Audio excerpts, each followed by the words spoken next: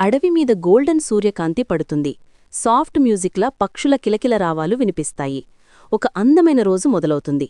బన్నీ తన చిన్న గుడిసె బయట కూచుని ఈరోజు అందరికీ ఒక ప్రత్యేక పార్టీ పెట్టాలి అని నిర్ణయిస్తుంది. బన్నీ చిన్న పేపర్ మీద ఆహ్వానాలు తయారుచేసి వాటిని నెమలి, జింక, పక్షులకు ఇస్తుంది. అందరూ కలిసి అడవిని రంగురంగులుగా అలంకరిస్తారు.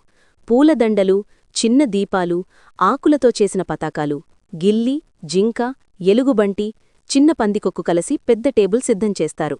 పండ్లు, తేనె, కేకు, బెర్రీస్.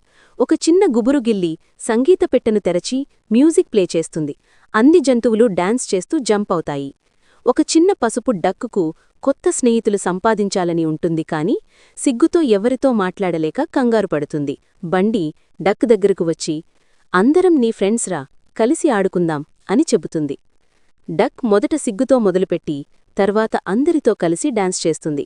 అందరూ ఆమెను చప్పట్లతో స్వాగతిస్తారు. పక్షులు ఆకాశం నుండి చిన్న రంగురంగుల గిఫ్టును తీసుకువస్తాయి. అందులో చిన్న సంగీత గంట. సూర్యాస్తమయం సమయం. ఆకాశం గోల్డెన్ పింకు రంగులతో మెరిసిపోతుంది. పార్టీ మరింత అందంగా మారుతుంది. రాత్రయ్యాక మినుగురులు వచ్చి చుట్టూ వెలుగులు విరిజుమ్ముతాయి. జంతువులంతా ఆశ్చర్యంతో చూస్తారు.